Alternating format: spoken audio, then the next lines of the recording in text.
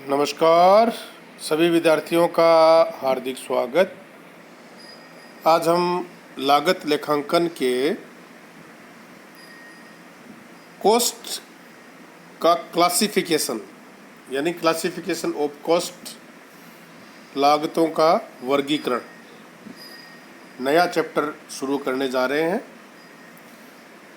हमारा first chapter complete हो चुका है, सेकंड चैप्टर हमारा शुरू हुआ है और उस चैप्टर का जो नाम है वो है क्लासिफिकेशन ऑफ कॉस्ट, लागत का वर्गीकरण या लागतों का वर्गीकरण। देखिए, वर्गीकरण का जो आशय होता है वो लागतों को विभाजित किया जाता है कि कौन कौन सी लागतें होती हैं जिनका हम वर्गीकरण किस किस आधार पर कर सकते हैं। इसी क्रम में हम आज एक वर्गीकरण के बारे में ही बातचीत करेंगे कि किस आधार पर हम लागतों का वर्गीकरण करेंगे। देखिए, किसी भी वस्तु को निर्माण जब हम करते हैं तो उसमें तीन प्रकार के एलिमेंट्स काम करते हैं। एक फर्स्ट जो होता है उसको बोलते हैं मटेरियल यानी सामग्री। दूसरा जो एलिमेंट्स यूज करते हैं उसका बोलते हैं लेबर यानी मजदूरी। और थर्ड जो एलिमेंट्स यूज होता है उसका नाम है ओवरहेड। ओवरहेड उसको बोलते हैं जो सामग्री और मजदूरी, इन दोनों के अलावा जो खर्चे होते हैं उसको हम बोलते हैं ओवरहेड, अन्य खर्चे या अन्य व्यय। इन तीन जो एलिमेंट्स ऑफ कॉस्ट हैं उनका वर्गीकरण किया जाता है। किस किस आधार पर वर्गीकरण किया जाता है, इन सब बातों के बारे में आपसे बातचीत करेंगे। तो ज़्यादा समय न लेते हुए शुरू करते हैं आज का हमारा टॉपिक, क्लासिफिकेशन ऑफ कॉस्ट, लागतों का वर्गीकरण। प्रत्येक वस्तु का निर्माण करने में विभिन्न प्रकार के व्यय होते हैं।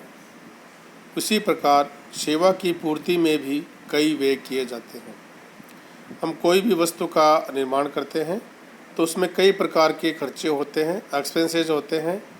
और इसी प्रकार की सेवा अगर हम चाहते हैं तो उसमें भी हमें कई प्रकार के खर्चे करने होते हैं। ये सभी जो खर्चे होते हैं उस वस्तु की लागत में शामिल किए जाते हैं। जितने भी खर्चे होते हैं सभी को हम उस वस्तु की लागत में शामिल करते हैं। मौके पर किसी वस्तु का निर्माण अगर होता है तो उसमें सामग्री है, श्रम तथा अन्य जो खर्चे हैं उनका योगदान होता है। इन विभिन्न जो खर्चे हैं उनका क्लासिफिकेशन ही लागतों का वर्गीकरण कहलाता है, क्लासिफिकेशन ऑफ कॉस्ट। तथा जिन मूल वर्गों प्राइमरी ग्रुप्स है में लागतों को विभाजित किया गया है उन्हें लागत के तत्व एलिमेंट ऑफ कॉस्ट कहते हैं। ये दो प्रश्न आपके आ सकते हैं, लागतों का वर्गीकरण किसे कहते हैं और एलिमेंट ऑफ कॉस्ट लागत के तत्व किसे कहते हैं।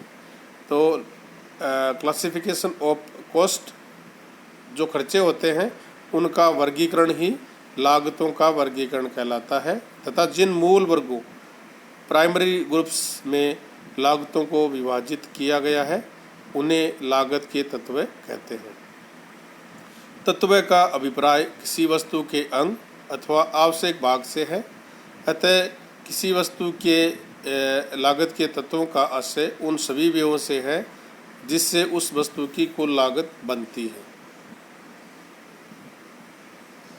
दूसरे शब्दों में लागत के तत्वों का आशय उन साधनों पर किए गए व्ययों का उनकी लागत से है जिनकी सहायता से किसी वस्तु का निर्माण किया जाता है। लागत लेखांकन मानक 1 के अनुसार लागतों का वर्गीकरण इस प्रकार से किया जाता है, यानी क्लासिफिकेशन ऑफ कॉस्ट। और आज हम जिस एक वर्गीकरण के बारे में बात करेंगे वो एक्सपेंसेस ऑफ नेचर, प्रकृति के आधार पर लागतों का वर्गीकरण किस प्रकार से किया जाता है इसी के बारे में बातचीत होगी। देखिए, लागतों को उनकी प्रकृति के अनुसार समूह में एक साथ संकलित कर लेना चाहिए, जैसे कच्चा माल, मजदूरी और अन्य खर्चे। लागतों की मदों में उनकी प्रकृति के आधार पर अंतर होता है, जैसे सामग्री या कच्चा माल, मजदूरी और अन्य व्यय। सामग्री या कच्चे माल की लागत उत्पाद के उत्पादन या किसी सेवा के उद्देश्य से किए गए किसी भी प्रकार के पदार्थ का मूल्य होता है। कच्चे माल सामग्री की लागत में इसको प्राप्त करने का मूल्य लाने में लगा भाड़ा, कर, शुल्क, बीमा आदि को इसमें शामिल किया जाता है, जो कि सीधे उस माल को प्राप्ति से संबंधित होते हैं।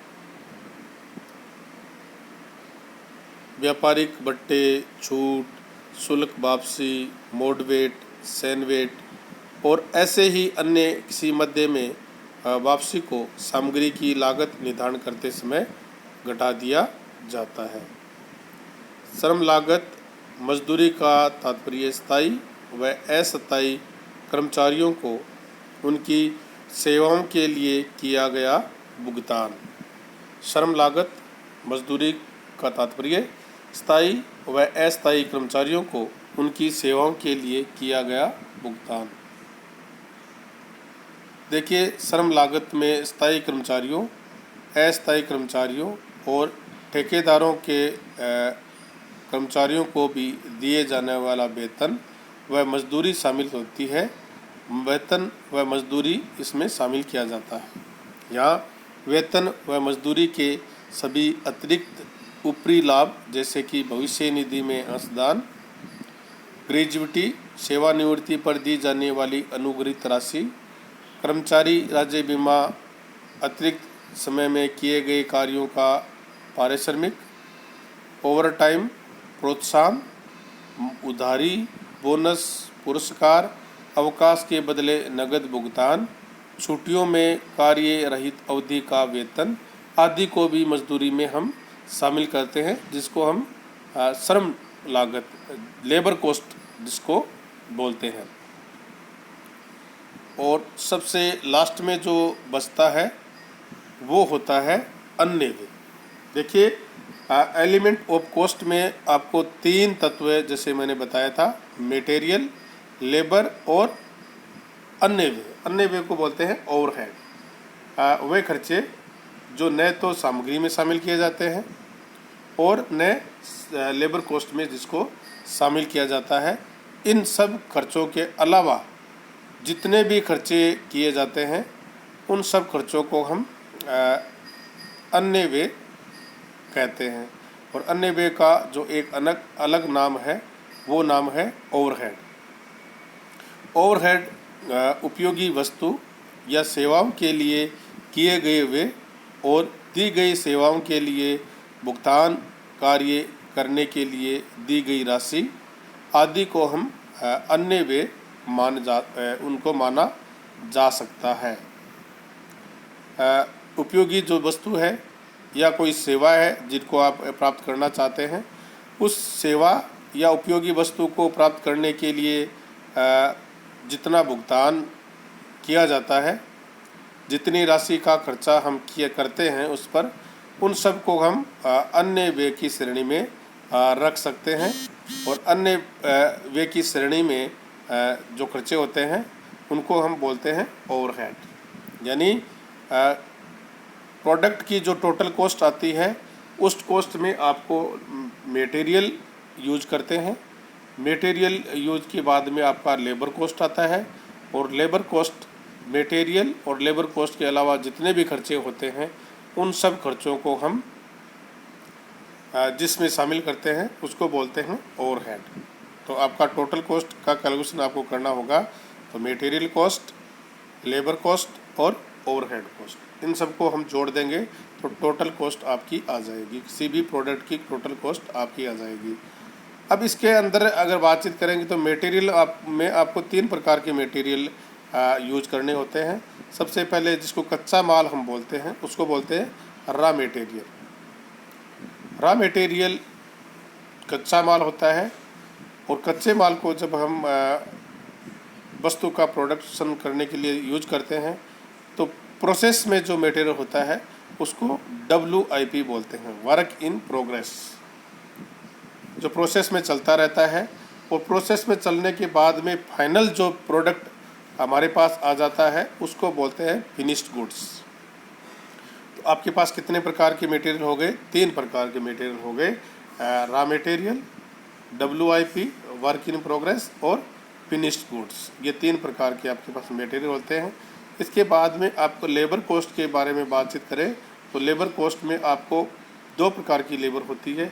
एक तो स्किल्ड जो लेबर होती है और एक अनस्किल्ड प्रशिक्षित जो मजदूरी होती है, मजदूर होते हैं उनकी मजदूरी, और जो अप्रशिक्षित होते हैं उनकी मजदूरी। इसके अंदर अगर बातचीत करें तो परमानेंट जो आपके मजदूर होते हैं और डेली वेजेस मजदूर होते हैं, इनके आधार पर हम उसका वर्गीकरण कर सकते हैं। और इन सब के बाद में जो लास्ट में आता है वो आता है आपका ओवरहेड। ओवरहेड के अंतर्गत आपको 2 प्रकार के खर्चे इसमें शामिल होते हैं। एक तो फिक्स्ड जो स्थायी खर्चे होते हैं, जो खर्चे अगर आप प्रोडक्शन कर रहे हैं तब भी खर्चे लगेंगे, प्रोडक्शन नहीं करेंगे तब भी आपके खर्चे लगेंगे, उसको बोलते हैं स्थायी खर्चे। और एक होते हैं वेरिएबल एक्सपेंसेस, जो कि प्रोडक्शन की मात्रा के अनुसार आपके खर्चे चार्ज होते हैं। अगर आपने 1000 इकाई की है तो 1000 इकाई के हिसाब से लगेगा, और 2000 इकाई की है तो आपको 2000 इकाई के हिसाब से भुगतान करना होता है।